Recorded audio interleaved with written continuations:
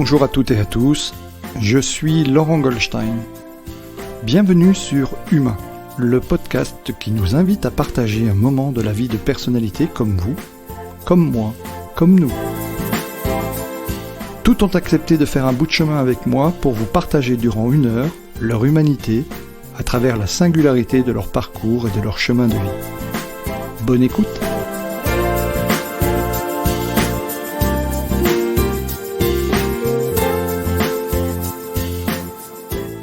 Bonjour Mireille. Bonjour Laurent. Je suis heureux de t'accueillir pour un nouvel épisode de cette série Humain. Heureux à plusieurs titres parce que tu es quelqu'un que je connais déjà depuis quelques années maintenant, mais que je suis avec beaucoup d'intérêt à travers tes activités. J'ai une certaine forme d'admiration pour ta communication que je trouve extrêmement dynamique et je ne sais plus, je crois que c'est Michel Silva dans un épisode précédent qui disait que en fait, il était important d'être présent encore plus aujourd'hui qu'hier dans sa communication pour montrer ce que l'on sait faire. Donc, ravi de t'accueillir. Comment vas-tu ? Écoute, ça va bien. Je te remercie. Je te remercie de m'inviter dans ton podcast. J'en suis très honorée et vraiment très, très contente. Donc, voilà, ça va très bien. 2 personnes contentes, finalement. C'est bien. Ça commence bien. Voilà. Est-ce que tu peux te présenter en quelques phrases pour nos auditeurs qui ne te connaîtraient pas ? Écoute, moi c'est Mireille, ancienne grande timide et ancienne fumeuse, devenue coach certifiée et surtout passionnée du monde de l'entreprise et du bien-être. Alors, s'il y avait 3 valeurs qui pourraient me caractériser, je crois que ce serait le goût du challenge, la gratitude et la ténacité. D'accord. Tu peux nous en dire plus parce que goût du challenge, je peux voir, mais gratitude et ténacité, ça m'intéresse. Alors, la question de la gratitude, elle est pas mal liée à la foi et à mon expérience de vie, dans le sens où j'ai déjà beaucoup lu, beaucoup observé, beaucoup expérimenté le fait que la gratitude apporte également beaucoup.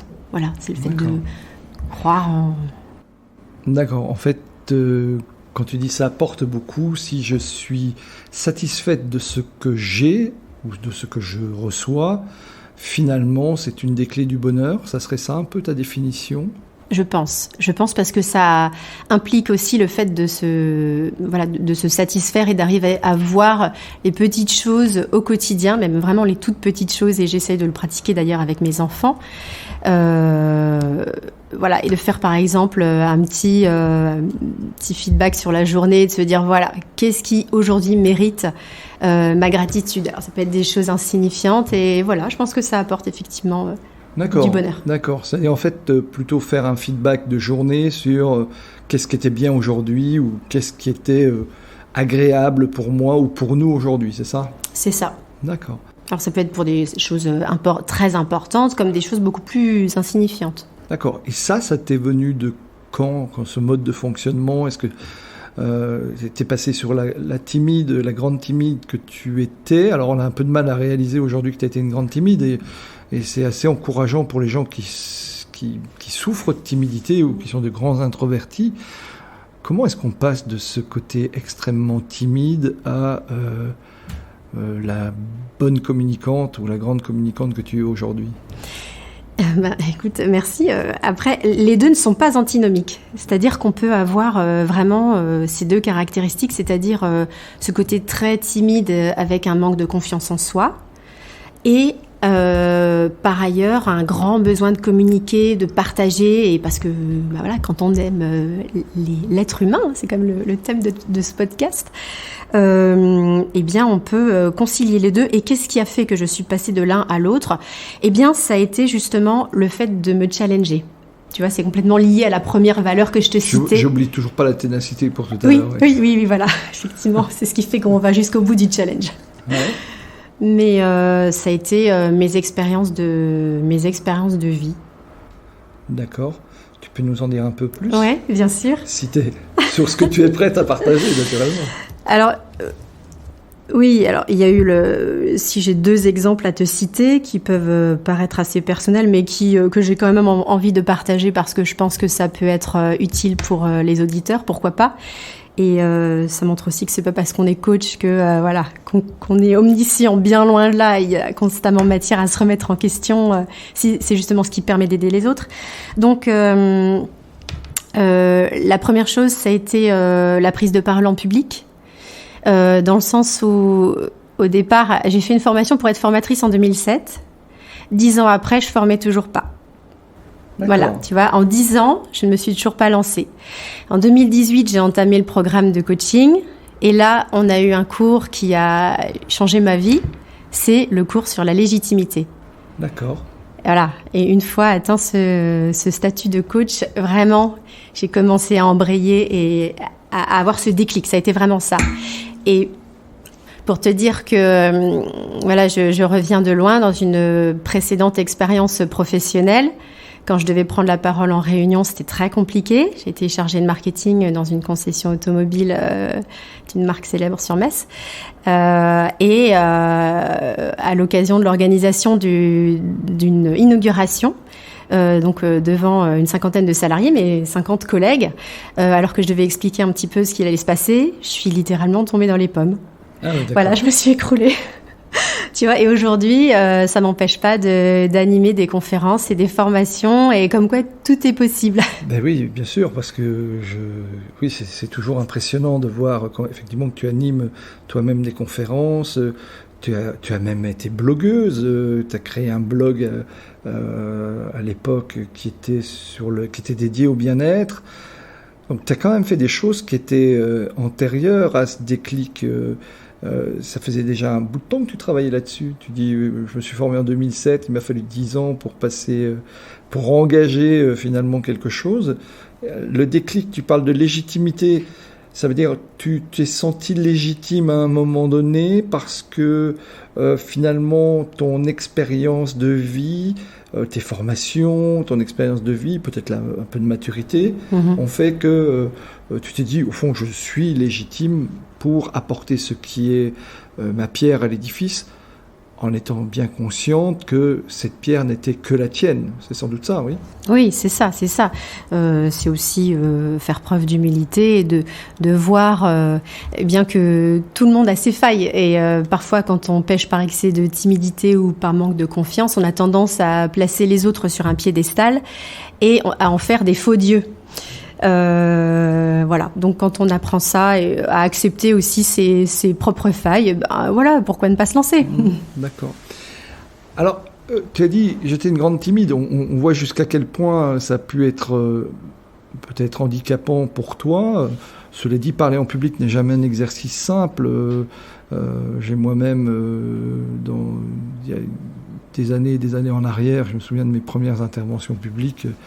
Et j'en ai un terrain d'enseignement. Et après, j'ai formé d'autres personnes à parler en public, mais mes premières interventions impromptues, c'était une catastrophe. J'avais une feuille et je voyais la feuille trembler comme ça. Et plus j'essayais de maintenir la feuille pour qu'elle ne bouge plus elle tremblait. C'était juste assez effroyable. Je ne suis pas tombé dans les pommes malgré tout, mais enfin, c'était pas une grande prestation. Et ça aussi, ça a été un déclic aussi pour moi. Tu as parlé de grande fumeuse. Et en quoi finalement c'est quelque chose de marquant pour toi ? Aujourd'hui, tu ne fumes plus, c'est ça ? C'est ça. D'accord. J'ai fumé 2 fois, j'ai arrêté 2 fois. D'accord. Alors, pourquoi grande fumeuse ? Parce que cette grande fumeuse, je ne sais pas ce que ça représente, grande fumeuse. Moi, j'ai jamais été fumeur. T'as jamais été fumeur ? Mais c'est très bien. Je ne peux pas avoir tous les travers. Alors, j'ai mentionné ce critère dans ma présentation parce qu'aujourd'hui... je suis coach spécialisée dans le bien-être, donc ça ne peut pas aller de pair, tu comprends ? Oui, voilà, bien sûr. Ça va t'apprends vraiment. aux autres à aller mieux, en plus, avec avoir une hygiène de vie. Enfin, je sais que tu enseignes ça aussi. Oui. Voilà, je vais essayer de ne pas être le cordonnier le plus mal chaussé. Ouais, c'est pas toujours le Donc, cas. et c'est perfectible, hein, bien sûr. Je ne dis pas, j'ai pas la prétention de dire que j'ai une hygiène parfaite, mais en tout cas, je tends vers ça et j'y travaille en tout cas quotidiennement. Et je constate les bienfaits que ça peut avoir. D'accord. Aujourd'hui, c'est quoi ton activité et tes domaines de spécialisation ? Alors, mon activité, c'est la formation. Donc, dans le domaine de la communication, du management, c'est vraiment un domaine que j'affectionne particulièrement la stratégie d'entreprise et la QVT, la qualité de vie au travail. Donc, j'interviens à titre individuel, donc en coaching individuel, coaching d'équipe. C'est vraiment quelque chose qui me passionne aussi. Je trouve quand je vois ce que produit le groupe, je trouve ça vraiment très exaltant. Donc, formation et mission d'audit aussi. Mission d'audit de qualité de vie au travail et en management. Alors, qu'est-ce qui fait ta marque de fabrique ? Parce que ça, ce que tu me dis... Bon, c'est sûr, si je vais sur les sites, je vais le trouver, mais il y a quand même une marque de fabrique particulière. J'ai pu lire beaucoup de témoignages de satisfaction te concernant. Tu as une approche particulière qui va faire que les personnes se sentent bien avec toi ou en tous les cas qu'elles ont le sentiment de progresser ? Alors là, c'est une question difficile. Il faudrait leur poser la question directement. Je ne vais pas leur poser la question, ouais. C'est écrit sur les sites et donc les commentaires... Ce que je peux dire, c'est que j'y mets vraiment toute l'authenticité et l'énergie possible. Voilà. En général, j'aime mes coachés. Je peux pas dire autrement. Bien sûr qu'il faut garder, sa distance professionnelle, bien sûr, mais j'ai toujours une vraie volonté, mais bon, ce qui est certainement le cas d'autres coachs aussi, bien sûr, hein, mais une volonté vraiment d'aider et d'amener vraiment vers un mieux-être, quoi, parce que quand je vois un petit peu tout ce que je peux constater autour de moi, parfois il suffit de petites choses en fait à mettre en œuvre. Et alors tu me demandais quelle était ma particularité. Eh ben je suis surprise moi-même de voir à quel point les gens sont de plus en plus ouverts à la méditation. Et il y a quasiment plus une formation que je propose. Alors même en management, tu vois, donc qui est pas du tout un thème spécifiquement développement personnel. Il y a quasiment plus une session que je fais sans qu'à un moment donné je les initie à la méditation. Mais ça vient aussi de leur demande, parce qu'à un moment vient toujours la question, vous n'avez pas une idée ou une astuce pour mieux gérer son stress ? Donc voilà, ça vient un petit peu de là. D'accord. Alors allons sur cette thématique. Méditation et management font-ils bon ménage ? Écoute, moi je pense que c'est plus que bon ménage, c'est presque une nécessité. J'avais d'ailleurs rédigé le mémoire Méditer pour mieux manager l'apport du coaching dans le cadre de mon cursus, et je me suis pas mal inspirée de deux ouvrages que je t'ai ramenés. Donc c'est Décideurs qui méditent et qui s'engagent, un pont entre sagesse et business de Sébastien et Henry, et un autre livre sur l'intelligence émotionnelle et le management. Et je pense que c'est un petit peu ça la clé, c'est qu'aujourd'hui... Pardon ? Du même auteur ? Non, de Ilios Kotsou. D'accord, ok, parfait. On mettra les références, si tu veux bien, sur le descriptif de l'épisode. Bien sûr. Et donc, voilà, c'est vraiment ce côté intelligence managériale qui est lié, je pense, à l'intelligence émotionnelle. C'est-à-dire qu'on ne peut plus manager aujourd'hui comme on manageait il y a 20 ou 30 ans, ou alors ça passe plus. Et il y a vraiment ces qualités de savoir-être qui prédominent presque sur le savoir-faire. Le management, à la base, par définition, c'est de la gestion des hommes, la gestion de l'humain. Donc, on ne peut pas manager... des hommes en entreprise comme si c'était des Playmobil, quoi, je dis souvent. C'est pas des bonhommes, des soldats, quoi. D'accord. Ça veut dire qu'il faut avoir une approche tout à fait particulière pour chaque personne. C'est ce que tu es en train de me dire, avec quelque chose qui est lié sur la gestion des émotions. Il y a quelque chose de ce registre-là. C'est ça. Je pense que la première chose, c'est déjà d'apprendre à se connaître soi-même en tant que manager, parce qu'on a tous des caractéristiques différentes. Donc dans ce sens-là, la théorie du leadership situationnel d'Hercé Blanchard est plutôt intéressante. Ça donne des grandes caractéristiques. Et puis après, c'est également de bien connaître les membres de son équipe et d'adapter, justement, comme tu le disais, je pense à juste titre, adapter son style managérial aux personnalités et ensuite le gérer dans le collectif également, puisqu'on ne gère pas un entretien individuel comme on va gérer un groupe. D'accord. Donc, d'accord. Il y a une question d'émotion, oui. Aujourd'hui, encore une fois, tu es spécialisé, tu as une approche extrêmement intéressante. Je ne vais pas te citer, quoique je peux, si tu m'y autorises, est-ce que je peux te citer ? Oui, bien sûr. Alors une fois, je me souviens t'avoir entendu dire, et je t'ai redonné la citation tout à l'heure, j'ai trouvé marquante cette citation, donc je me l'ai notée. La foi a donc vraiment la place dans ma vie, ne jamais renoncer à l'espérance, ne jamais abandonner, peut-être c'est là la ténacité, on l'entend souvent, mais puisque l'expérience ne se vit pas par procuration, le mieux est de le vivre vraiment.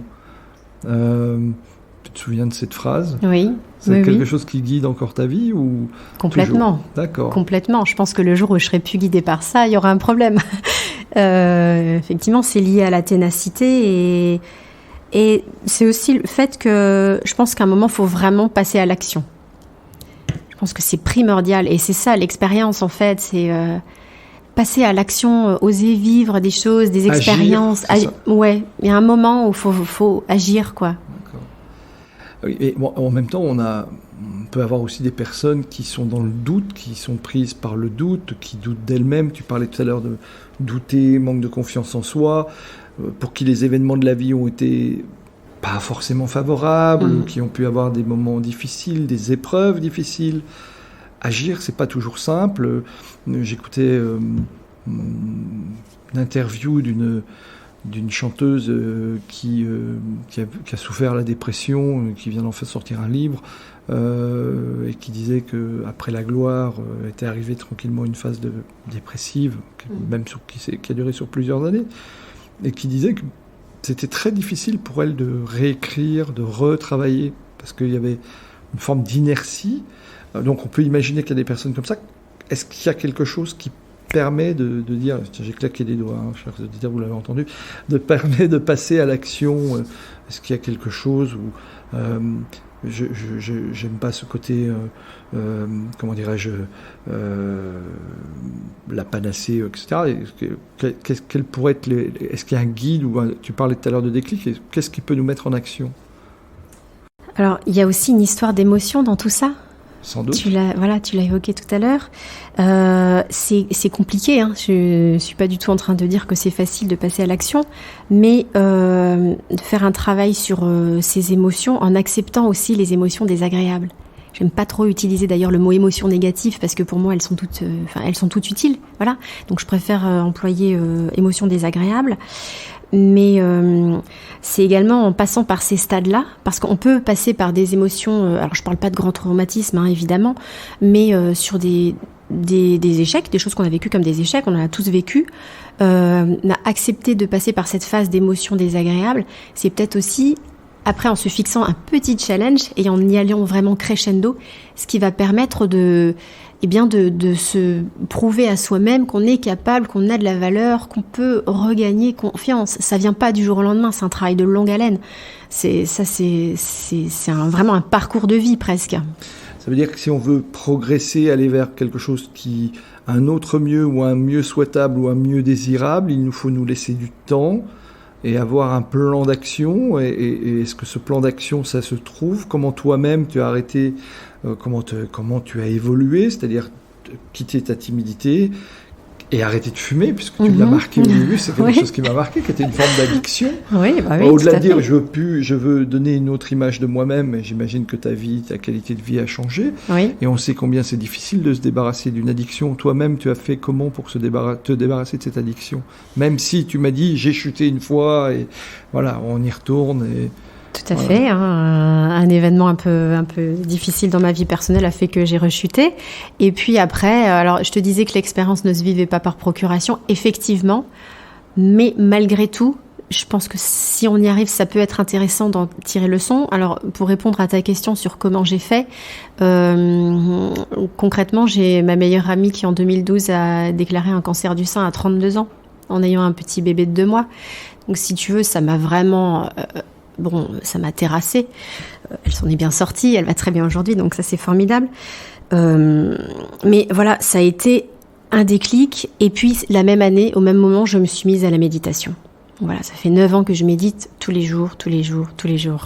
C'est un dénominateur commun de beaucoup de personnes que j'ai pu interviewer. Alors, même si elles ne sont pas toutes dans la même mouvance, même si chacun a un métier différent, la méditation, j'ai l'impression, prend une part prépondérante chez beaucoup.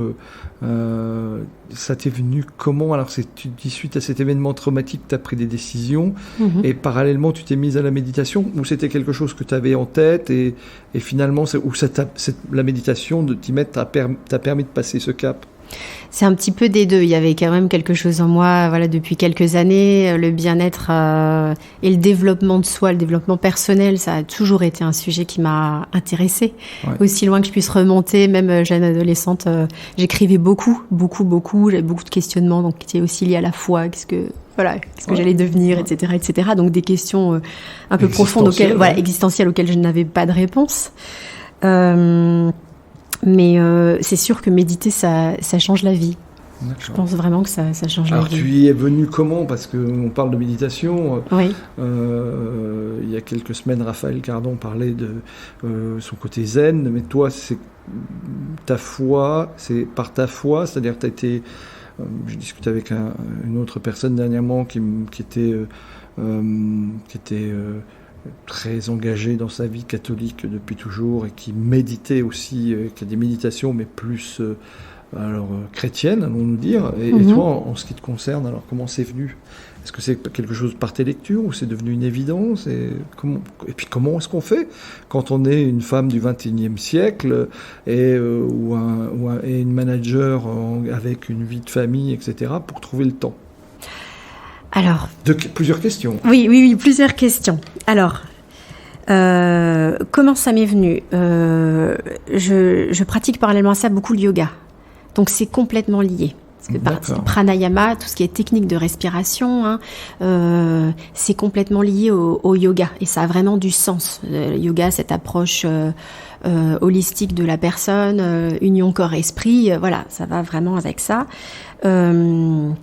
Donc c'est vraiment venu petit à petit. J'ai lu beaucoup d'ouvrages aussi sur la méditation. Donc ça a vraiment attisé ma curiosité. Et il y a un moment, je me suis dit, il faut passer de la théorie à la pratique. D'accord. Voilà, lire les livres, c'est bien. Mais avant toute chose, la méditation, c'est une expérience. Nous revoilà dans l'action. Et pourtant, méditer, c'est vraiment... c'est non-agir. Voilà, c'est exactement ça, c'est du non-agir. Mais c'est justement là que j'y trouve un équilibre. D'accord. Tu vois, je me disais, quand on n'a pas le temps, mais... Alors, ton rituel, oui. Alors, c'est justement parce qu'on n'a pas le temps qu'il faut se prendre le temps de méditer. D'accord. Oui, je pense. Plus je vois des gens stressés, débordés et qui n'ont pas le temps, plus je leur dis, mais méditez. D'accord. Ton rituel, à toi, c'est comment tu pratiques tes rituels? Est-ce que tu as des rituels déjà personnels et des rituels que tu veux bien partager? Oui. Alors, en termes de rituels, moi, depuis le confinement, je me suis beaucoup mise à l'Ayurveda. C'est vraiment un sujet... Tu veux bien m'expliquer? Je suis totalement inculte dans ce domaine. Alors, l'Ayurveda, c'est déjà la mère de toutes les médecines.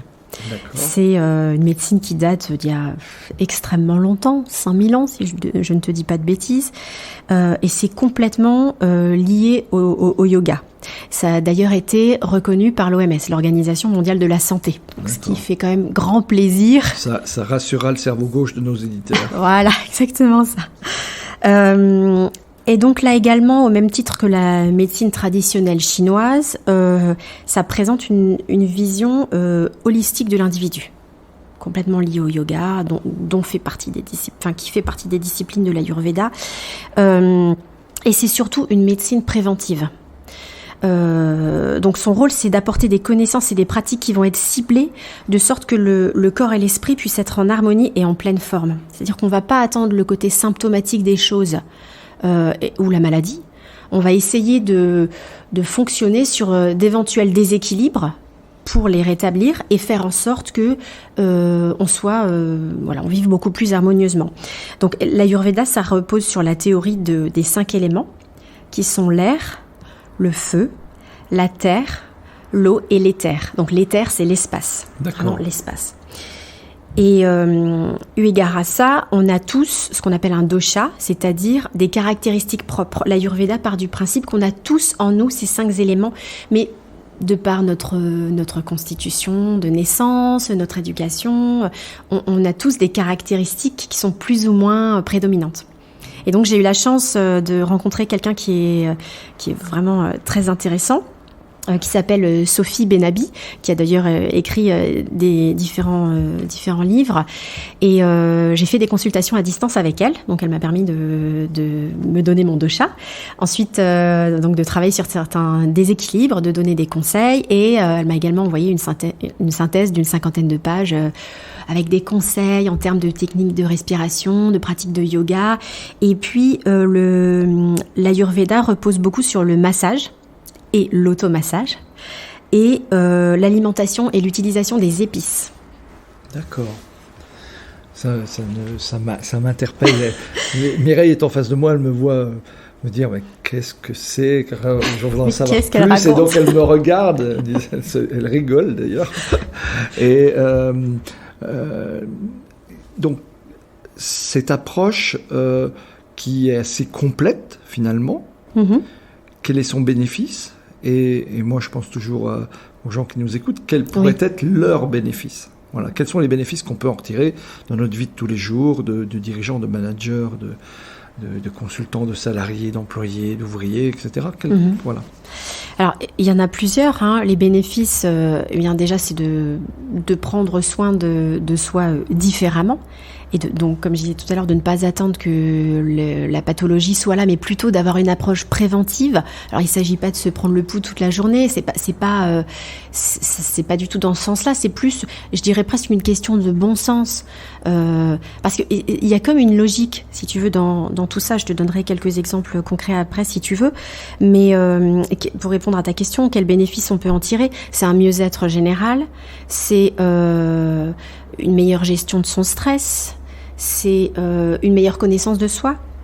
Ça repose aussi beaucoup sur 3 facteurs que sont l'assimilation, la digestion et l'élimination. Donc voilà, rien de plus basique par rapport à la constitution de l'être humain. Et on sait, par exemple, pour te donner un exemple concret, qu'il y a beaucoup de maladies qui sont... mais je ne suis pas thérapeute ni médecin, voilà, je te fais part de mon expérience. Il y a quand même beaucoup de maladies qui sont également liées à l'apparition de toxines dans le corps. Par exemple, tu me demandais mes rituels. Moi, ce que je fais tous les matins, ça peut faire sourire, je peux comprendre que ce soit assez atypique, mais je me gratte la langue avec un gratte-langue en cuivre. Ah oui, d'accord. Voilà. Alors, je t'assure que autant ça peut être bizarre au départ, autant quand tu commences à le pratiquer, tu te dis, bah oui, effectivement... la nuit, le corps est au repos, on détoxifie, on élimine des choses. Le matin, on se lève... Qu'est-ce qu'on a sur la langue? C'est une pellicule qui n'est rien d'autre qu'une accumulation de toxines. Donc voilà, autant l'évacuer. C'est tout comme je vais boire 2 grands verres d'eau tiède pour remettre la machine en marche.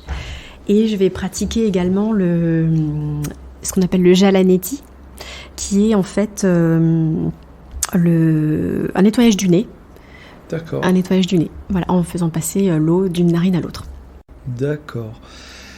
Ça me permet de reboucler. Enfin, le docteur Salman dit ça aussi dans ses ouvrages. En particulier, il parle du nettoyage il parle beaucoup d'hygiène, naturellement. Il évoque dans des termes qui sont un peu assez proches, le nettoyage de la langue, etc., etc. Donc voilà, ça me va. Et le rituel les 2 verres d'eau, c'est au réveil en fait. Après avoir nettoyé la langue, pour pas réavaler les toxines. D'abord on évacue, on nettoie et ensuite, d'abord on purifie si tu veux, et ensuite on...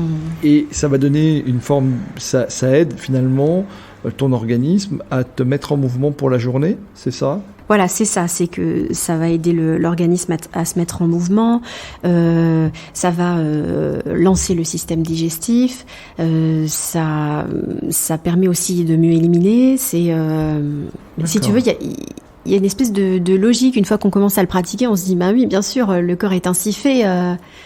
Alors, logique, peut-être que le mot est fort, mais voilà, c'est une vision... C'est-à-dire on n'a pas été éduqué comme ça, forcément, donc on peut penser mais il y a beaucoup de choses que nous ignorons, et les spécialistes du bien-être dont tu es et d'autres, finalement, expérimentent des choses et qui sont simplement transmissibles et qui peuvent nous apporter un grand bénéfice, c'est ça ?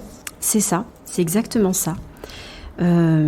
D'ailleurs, pour faire un comparatif avec l'approche plus allopathique de la médecine, oui. Quand on a une sinusite, qu'est-ce qu'on nous prescrit ? Des lavages de nez. Voilà, sauf que c'est quand on est... Il y a des antibiotiques aussi avec. Hein. Ah oui, si d'accord. Si tu sinusite, on va te mettre les antibiotiques avec. Oui, alors là, on est vraiment sur le curatif et le symptomatique. Oui, tu parlais d'allopathie. Oui. Non, oui. Mais ce que tu veux dire que ce que tu es en train de dire serait plutôt du préventif, en fait. Voilà. Du préventif exactement, puisque dans le Jalanetti dont je parlais, donc on peut le traduire par douche nasale, on met également du sel de mer, de fleur de sel de Guérande, et donc ça permet de chasser les bactéries du nez, d'évacuer aussi le pollen. Voilà, qu'on peut avoir avec certaines allergies à certains moments. Oui. Sauf que la pratique est juste différente du lavage de nez classique, puisque le principe, c'est de faire rentrer l'eau par une narine et de le faire sortir par l'autre. D'accord, c'est un nettoyage approfondi du nez, quoi, en fait. C'est ça. Okay. Ah ouais, super intéressant. Tu travailles aussi beaucoup sur la respiration, me semble-t-il. Est-ce que tu peux nous en dire plus ? Parce que j'ai vu aussi, j'ai visité ton site et les vidéos.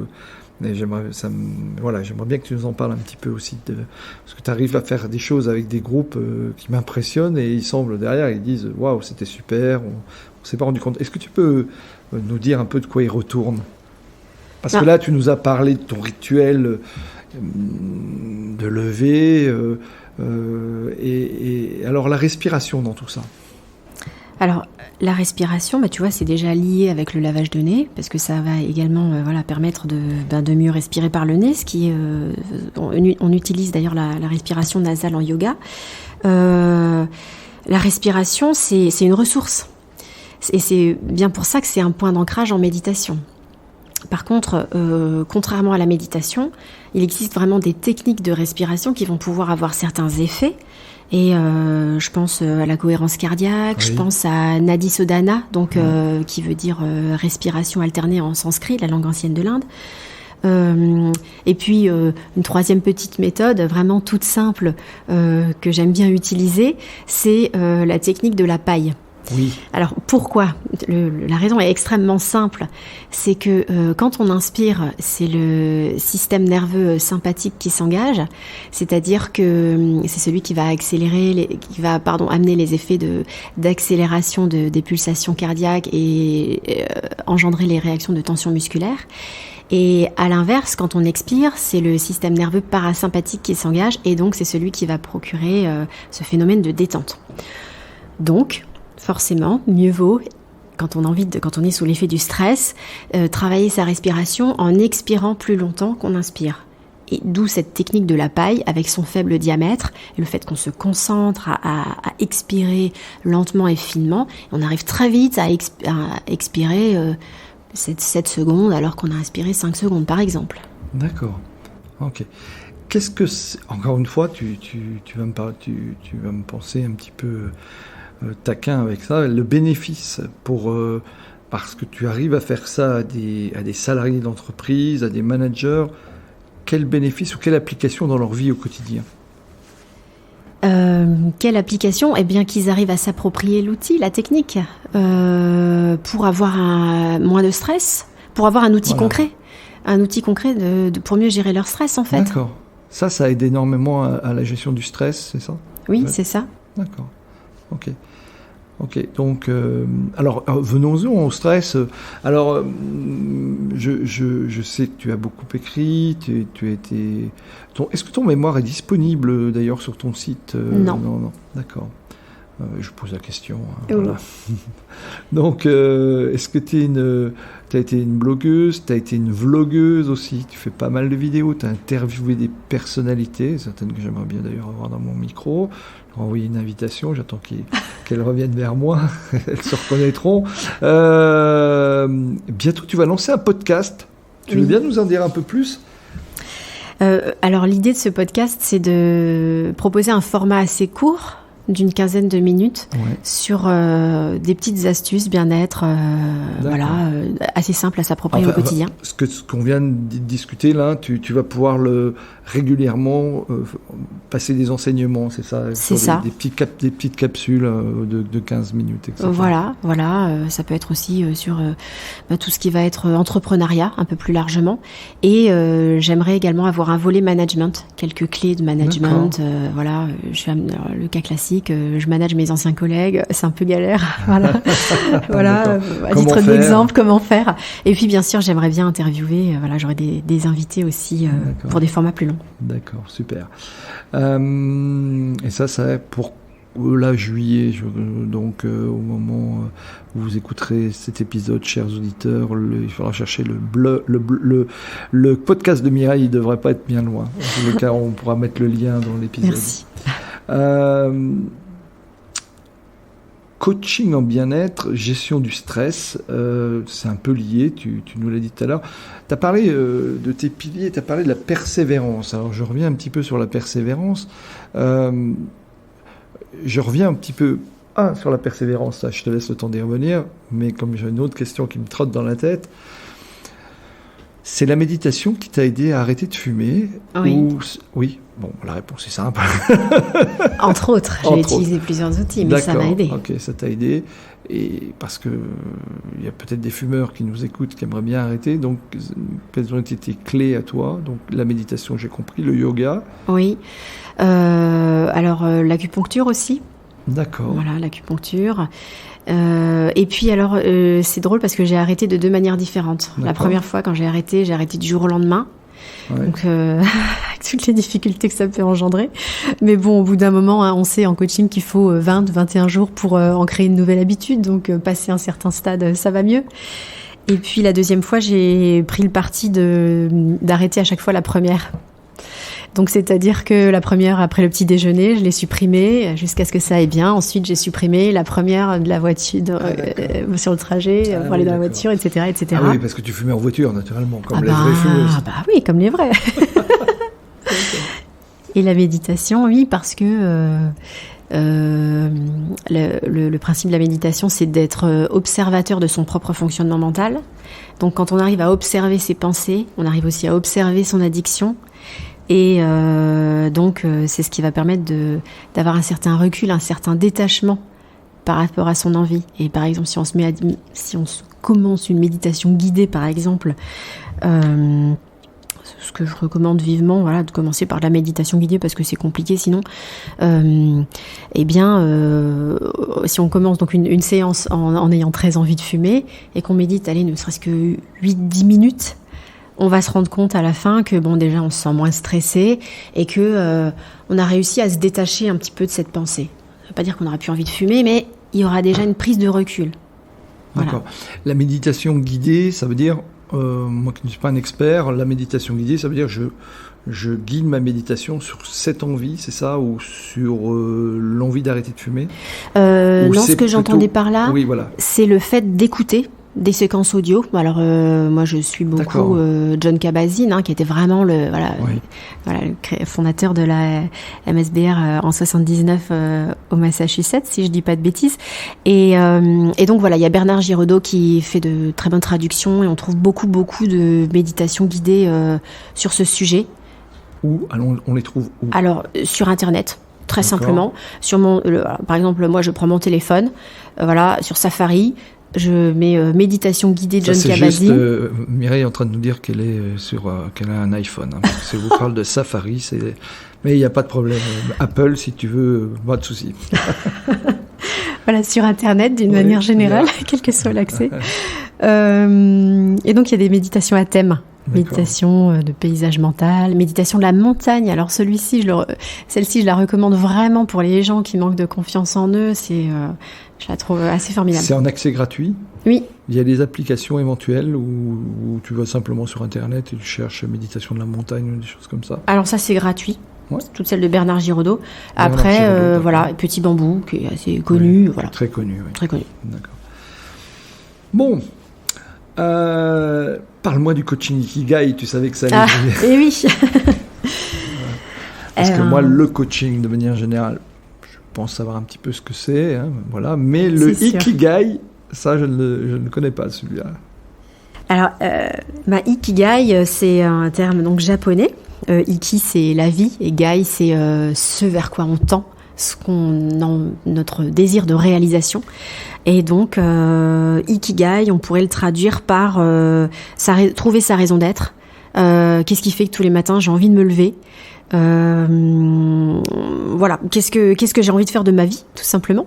Donc c'est un outil qui est très intéressant parce qu'il peut toucher aussi bien des jeunes qui sont en quête de trouver leur voie professionnelle que de personnes qui sont en reconversion professionnelle, ou même des personnes plus âgées. J'imagine quelqu'un qui aborderait la retraite et qui aurait besoin de trouver une forme de sens à sa vie. Donc Ikigai, en fait, le principe c'est assez simple, c'est la jonction de 4 cercles. L'idée c'est de répondre à 4 questions. D'abord, ce que vous aimez faire, vraiment, ce que vous adoriez faire même enfant, ce qui vous passionne dans la vie, ce que vous faites sans même voir le temps passer, vraiment, ce que vous aimez faire, même si c'est pas a priori lié au côté professionnel, parce que c'est là que c'est intéressant, c'est d'arriver à faire des liens entre ses vraies passions et ce qu'on pourrait en faire dans sa carrière.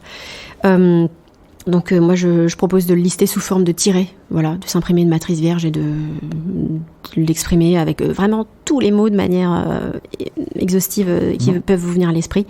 Le deuxième cercle, c'est ce pourquoi vous êtes doué, donc ce sur quoi on vous fait des compliments, ce que vous faites facilement, quelles sont vos compétences. Alors là, c'est parfois à cet endroit précis que les gens ont des difficultés, par excès un petit peu de modestie, par manque de confiance. Oui, mais ça va être vantard, etc. Mais non, tout le monde a des compétences, tout le monde a des caractéristiques et des aptitudes, c'est évident, hein.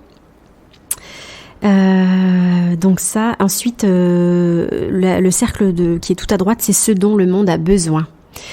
Donc là, c'est vraiment très en lien avec les valeurs. Quelles valeurs on a envie de voir défendre dans le monde? Qu'est-ce qui nous fait sauter au plafond quand on voit les informations? Qu'est-ce que vraiment... quelle est même si c'est une toute petite pierre qu'on pourrait apporter à l'édifice, voilà, qu'est-ce qu'on a envie de défendre? Et enfin, le cercle tout en bas, c'est ce pourquoi on pourrait ou on voudrait être payé. Donc en gros, quel service on serait susceptible de monétiser? D'accord. Et alors, une fois qu'on a fait ce travail, qu'est-ce qui se passe de manière générale dans tes accompagnements? Ça, j'imagine que c'est le travail que tu vas demander à la personne que tu accompagnes. Et après ça, quel est le déroulé du processus? Une fois qu'on a fait ce travail, je vois bien la prise de conscience, je vois bien finalement se réapproprier à la fois ses talents, mais aussi sa vocation dans le monde et éventuellement son projet professionnel. Comment tu articules tout ça? Est-ce qu'il y a une articulation particulière? Oui, il y en a une, c'est-à-dire qu'à la jonction de 2 cercles, on trouve toujours un thème, c'est-à-dire par exemple entre ce que vous aimez et ce pourquoi vous êtes doué, on va retrouver les passions. Entre ce pourquoi vous êtes doué et ce pourquoi vous pourriez ou voudriez être payé, on a la profession. Entre ce que vous aimez et ce dont le monde a besoin, on a la vocation. Et entre ce dont le monde a besoin et ce pourquoi vous souhaiteriez être payé, on a les missions. Donc l'idée, c'est à chaque fois de trouver du liant, du sens entre tout ce qu'on a pu écrire. Et je trouve que le gros intérêt de la méthode, c'est de se poser des questions qu'on ne se pose jamais. Ou de se poser peut-être les bonnes questions. Ça paraît tout bête, mais on est souvent sous influence, je pense aux jeunes étudiants, des parents, il y a soit une projection personnelle, voilà, qui fait que malheureusement, on réalise pas toujours ses rêves ou bien ce pourquoi on est vraiment fait. Et puis, c'est également ce qui fait que parfois on ne s'autorise pas, notamment dans le cadre d'une reconversion, ce qui nous manque de passer à l'action, là aussi, et bien de le mettre comme ça sur papier, et puis avec une matrice plus ou moins ludique, plus ou moins colorée, ça permet d'avoir une prise de recul. Et puis, ce que j'invite à faire aussi, c'est se prendre le temps de la compléter, c'est-à-dire qu'on va y consacrer un certain temps, et après, une semaine plus tard, on la reprend, on recomplète, ah oui, j'ai pas pensé à ça, mais ça c'est évident, etc., etc. Et puis peut-être après, à court terme, le soumettre à des proches. Au départ, j'invite vraiment à le faire seul. D'accord. Vraiment. D'accord. Et après, pourquoi pas le soumettre? Parce que, notamment pour ce pourquoi vous êtes doué. Alors, bien sûr, c'est là que voilà, les gens qui vous sont vraiment proches vont vous dire « Mais comment, t'as oublié de mettre ça ?» C'est évident. D'accord. Et à partir de là, une personne qui engagerait ce type de travail avec toi, une fois que tout ça s'est posé, tu vas l'accompagner, c'est ça, vers un plan d'action, puisque tu as parlé de l'action tout à l'heure, qui était importante à tes yeux, réellement. Et j'ai envie de te poser la question, quel type de résultats obtient-on de manière générale ? Parce que j'imagine que ça amène des résultats. Oui, alors ça dépend de l'enjeu. Le résultat, ça peut être le choix de l'orientation pour un étudiant. Pour un adulte, quel que soit l'âge, mais qui sera en reconversion professionnelle, ça va être déjà d'avoir une prise de conscience, d'aider à la prise de conscience, de voir les choses telles qu'elles sont, et ensuite, d'établir un plan d'action. Quelles sont les démarches qu'on va pouvoir mettre en œuvre, prendre des contacts, prendre des rendez-vous. Voilà, c'est vraiment ça, et préparer concrètement un plan d'action. De telle sorte qu'à la fin, on trouve son ikigai, quoi. L'ikigai, c'est vraiment, du coup, ce qui se retrouve au centre, de ces 4 cercles. D'accord. C'est-à-dire, en fait, l'objectif, c'est d'aller au centre des 4 cercles. Voilà. Et finalement, le plan d'action, c'est d'aller vers le centre des 4 cercles. Et j'imagine, à ce moment-là, on arrive vers quelque chose de global dans la satisfaction recherchée par la personne qui va te solliciter pour ce type d'accompagnement. Voilà, c'est ça. Et c'est-à-dire qu'on peut même aller encore plus loin en utilisant cet ikigai comme une base de mind mapping, de carte mentale. De telle sorte qu'on transforme en plan d'action en faisant des ramifications à partir de, par exemple, ce dont le monde a besoin. Voilà ce que moi je pourrais apporter. Eu égard à ce que j'aime et ce pourquoi je suis douée, et ce que je pourrais monétiser, etc. Et donc, concrètement, c'est comme le CQQ s'est occupé, combien, quand, qu'est-ce que je vais mettre en œuvre, qui je vais contacter, vraiment concrètement, quelle démarche je vais entreprendre. D'accord. Dans tout ça, il y a une autre facette, on l'a bien compris tout à l'heure, tu nous as parlé beaucoup d'hygiène de vie. Dans ta pratique professionnelle, dans l'accompagnement que tu amènes aux personnes, est-ce que la diététique rentre en ligne de compte ? Diététique, sport, ça rentre en ligne de compte dans l'accompagnement global ? Alors, je coach pas dans le sport. Voilà, je suis pas coach sportive. Voilà. Maintenant, dans une reconsidération globale de l'hygiène de vie d'une personne, par exemple, ou pour améliorer sa qualité de vie, je vais faire des recommandations à ce sujet. Voilà. Ou inviter au moins la personne à voir ce qu'elle aime faire, ce qui lui convient, et de telle sorte qu'elle puisse l'intégrer dans sa routine quotidienne. D'accord.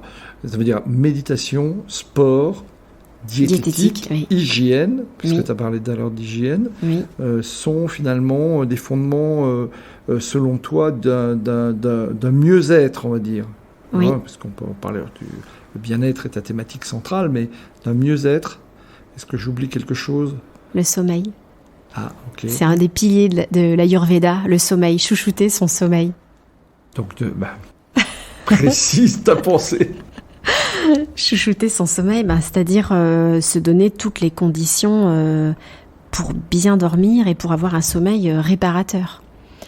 Et on sait que quand on dort pas bien, on est mal, quoi, tout simplement. On n'est pas concentré, on a des trous de mémoire, on n'est pas en forme, tout simplement, on est irritable, voilà, et on n'arrive pas à aller au bout des choses. Et puis il y a une espèce de cercle vicieux. L'idée, c'est de passer de ce cercle vicieux à un cercle vertueux, où je vois des gens, par exemple, en coaching, qui me disent « Ah oui, mais moi je suis trop fatiguée pour aller faire du sport, j'aurais besoin de faire du sport, mais d'un autre côté, quand je rentre, je suis trop stressée, donc je n'arrive pas à dormir, et vu que je dors mal, après je suis trop fatiguée, etc. » Donc voilà, il y a un moment où il faut essayer de rééquilibrer et rétablir ces différents piliers, en y allant petit à petit, on n'est pas obligé de tout bousculer, tout chambouler du jour au lendemain. Il faut y aller tranquillement, et c'est toujours au coach de s'adapter au rythme du coaché. Mais en tout cas, j'invite à agir sur ces différentes thématiques, quoi. D'accord. Et ce serait quoi un bon sommeil selon toi ? Un bon sommeil. Parce que, là encore une fois, nous sommes la majorité des personnes, et encore, je ne veux pas généraliser, beaucoup ont tendance à se coucher un petit peu tard, rentrent le soir, veulent se détendre, regardent un film. On arrive vite aux alentours de 23h pour le peu qu'ils lisent un peu. Le sommeil est vite réduit. C'est souvent d'ailleurs... voilà. Donc, est-ce qu'il y a des trucs, astuces? Alain Gousmet dit dans son livre L'athlète d'entreprise, je le cite, que il faut dormir entre 6 et 9 heures. En dessous de 6 heures, c'est trop peu. Et au-delà de 9 heures, ça sert à rien. Est-ce que à ton niveau, il y a quelque chose dans ce registre-là? Déjà, c'est vrai qu'on n'est pas tous égaux, hein, donc il faut déjà bien se connaître pour savoir identifier ses besoins. Si on a un gros dormeur, il faut réussir à respecter ce besoin. Après, c'est sûr qu'il y a des choses fondamentales comme dîner léger, avoir une chambre entre 18 et 20 degrés, minimiser au maximum les nuisances sonores, éviter les écrans, checker les mails à 22h, c'est une mauvaise idée. Dans son lit, voilà, on est nombreux à le faire. Hein. Parfois, ça peut arriver, mais c'est pas une bonne idée. Après, j'en reviens aussi à la méditation, hein, une séance de méditation ou de yoga. Il y a des choses très bien. Alors là aussi, sur Internet, on trouve des... J'ai pas le droit de citer de marque, hein, c'est ça? Si, je veux dire, voilà, le yoga du... Voilà. Alors, par exemple, le site de Elle ou de Doctissimo, il y a des sites, des séquences vidéo gratuites en ligne et qui sont vraiment formidables. Ah ouais, même sur Doctissimo. Ah ouais, même sur Doctissimo, c'est vraiment très très bien fait. Et on peut faire 15 minutes le soir pour se libérer au travers du yoga. Alors l'avantage en plus, c'est qu'on détend ses muscles, on travaille physiquement, on dénoue ses tensions et en plus on travaille sur sa respiration. Donc on se met vraiment en condition. Et puis on focalise son attention sur sa respiration et son corps et donc on relâche forcément les tensions. Donc ça, et puis quand vraiment on est en période de stress, il y a aussi les tisanes, je veux dire, dès le matin. Voilà, des fois on carbure au café parce qu'on est fatigué, mais évidemment après c'est plus difficile de dormir, mais pourquoi pas plutôt consommer du rooibos, de la camomille ou de la verveine, pourquoi pas, hein, si vraiment on est stressé. Même le matin, alors. Bien sûr, hein, ça va pas avoir un effet soporifique, ça va avoir un effet relaxant. Moi je trouve que le sommeil, ça se prépare dès le matin. C'est Florence Rollo dans son livre, je crois, Le Grand Méchant Stress, qui disait que le café était de l'énergie achetée à crédit. Voilà, en fait, on se boostait et hop, on avait un décrochage peu de temps après. Oui, c'est ça crée un pic, mais... Voilà, c'est un peu respecter son rythme circadien parce que quand on est trop stressé, forcément on booste son cortisol et le soir, pour que la mélatonine puisse intervenir, il faut pouvoir faire baisser son taux de cortisol. Allez, encore, l'heure avance, mais j'ai des questions encore. La première, c'est, tu parlais de manger léger. Il y a actuellement, il y a beaucoup de personnes qui pratiquent le jeûne intermittent. Quel est ton sentiment là-dessus? Est-ce que c'est pas quelque chose qui est préconisé, manger léger? Est-ce que ça veut dire jeûner? Non, pas forcément, c'est ça. Alors, moi, c'est quelque chose que je pratique pas du tout. Non, voilà, ça va pas du tout avec ma conscience. J'ai envie d'avoir ton avis. Oui, alors ce n'est que mon avis. Personnellement, ça ne me convient pas. Ce que je fais parfois, c'est pratiquer de la monodiète sur quelques repas. Voilà, je trouve que ça allège bien un monodiète. Donc, peut être monodiète de riz. Enfin, c'est consommer un aliment, tout simplement. Un seul aliment. Maintenant, le jeûne intermittent, ça convient très bien à certaines personnes. Voilà, il faut pouvoir tenir et pas se retrouver en hypoglycémie dans la matinée. Et voilà, il faut que ça convienne. Mais... Alors, tu lis beaucoup, tu travailles beaucoup, tu apprends beaucoup sur toi-même. J'aimerais simplement pour nos auditeurs qu'on avance un tout petit peu. Et est-ce que tu as suivi des formations particulières pour connaître tout ce que tu connais? Parce que là, tu nous as dit déjà beaucoup de choses. Finalement, est-ce qu'il y a tu parlais tout à l'heure d'une personne avec qui tu avais fait un diagnostic durant le premier confinement. Comment est-ce que c'est accessible? Et voilà, est-ce que tu peux donner quelques préconisations aux gens qui souhaiteraient finalement avancer dans cette voie? Alors, sur la question de l'Ayurveda, malheureusement, la personne ne fait plus de consultation. Voilà. Mais elle a une chaîne YouTube qui est très sympa, où elle donne énormément de conseils, sur Instagram aussi. Donc, voilà, si je peux la citer, c'est Les Aventures Vertes de Sophie.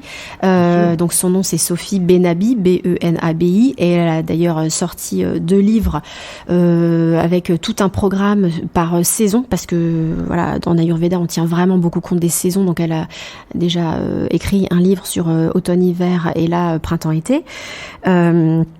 Donc il y a ça. Après, oui, alors je m'auto-documente, voilà, de manière régulière, en suivant des conférences. J'étais allée il y a 2 ans, je crois que c'était à celle que Michel Simès était venu animer à l'Arsenal sur la QVT. C'était vraiment passionnant. QVT, qualité de vie au travail. Voilà, pardon, qualité de vie au travail. Après, j'aime bien aussi tout ce que fait My Happy Job.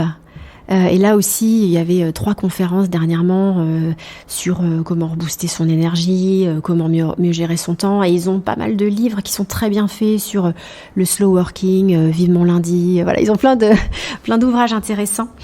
Donc c'est un petit peu ça. Puis des vidéos, des ouvrages, des tas de choses. Je reste curieuse. D'accord. Bon, merci pour nos auditeurs, parce que je pense qu'avec ça, ils ont déjà beaucoup de matière, naturellement. Toi-même, d'ailleurs, est-ce que tu formes ou tu amènes des enseignements que tu transmets à tes... Est-ce que tu organises des sessions de formation, d'ailleurs, sur ce sujet? Ou pas encore, ou pas?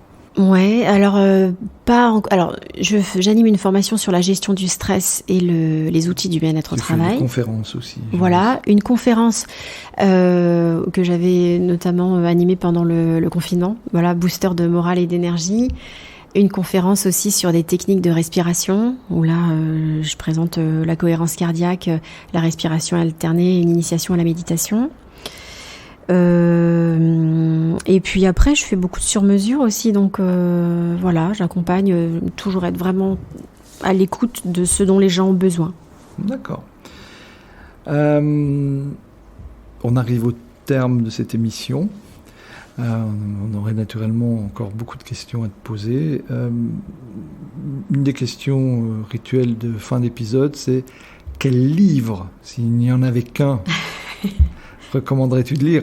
T'as un petit peu triché. C'est vrai. Oui, tu nous as cité plein de livres. Donc au moins, je sais que tu m'avais dit, moi, j'en ai pas qu'un seul. Bon, donc, tu as réussi à en placer plusieurs. Et merci beaucoup, parce que je viens d'en découvrir déjà quelques-uns qui me donnent très envie de les lire. Donc, mais toi, quel livre recommanderais-tu s'il n'y en avait qu'un seul à recommander?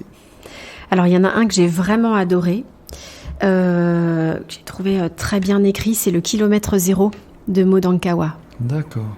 C'est vraiment l'histoire d'un cheminement et d'une personne voilà, qui va passer par différentes transformations et qui était dans un rythme effréné, avec des journées vraiment 100% travail. Et voilà, cette personne s'appelle Maëlle, elle est directrice financière d'une start-up. Et un jour, sa meilleure amie, Romane, lui demande un immense service, question de vie ou de mort. Donc là, elle l'amène, voilà, dans un long périple. D'accord. Voilà, et c'est très intéressant. Et Maud Ankawa, qui a écrit un deuxième livre d'ailleurs, qui s'appelle Respire. Et voilà, je trouve qu'elle est intéressante à suivre. D'accord. Merci beaucoup. Qui me recommanderais-tu de rencontrer pour un prochain épisode? Alors j'ai pensé à Jean-Claude Satta, qui est responsable des relations de personnalité et chargé de développement de l'association ELA, donc une association qui lutte contre la leucodystrophie. Et il a une certaine singularité de parcours, et sa mission à lui, c'est de trouver des parrains et des marraines entre des sportifs de haut niveau et des artistes et des enfants malades. Ah oui. Donc voilà, je trouve que c'est assez... c'est quelqu'un qui... Zinedine Zidane s'était beaucoup engagé. D'ailleurs, je crois qu'il est toujours engagé pour ELA, effectivement. Oui. D'accord. Merci beaucoup. On sera ravis de l'accueillir. Tu as le mot de la fin sur qu'est-ce que tu as envie de dire ou quelque chose à ajouter? Le mot de la fin. Le mot de la phrase de la fin. Ouais, la phrase de la fin, bah écoute, ce serait une citation. Alors c'est vrai que je l'ai déjà beaucoup citée, beaucoup publiée, mais je l'aime bien, je l'adore, je la place à toutes mes formations et en plus elle est pleine d'humour. Alors j'ai envie de finir sur une note d'humour.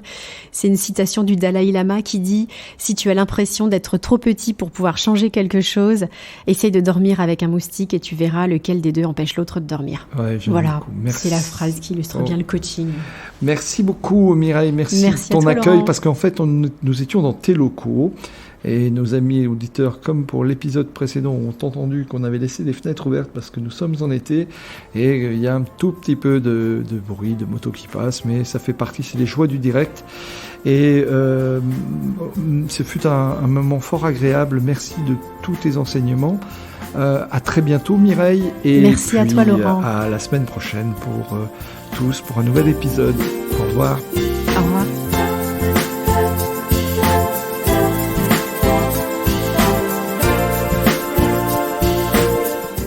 Merci d'avoir écouté cet épisode jusqu'au bout.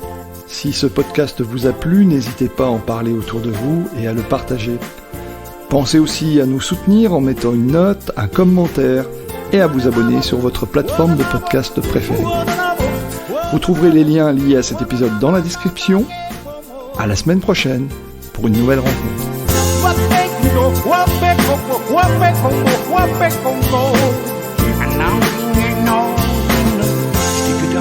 Gadava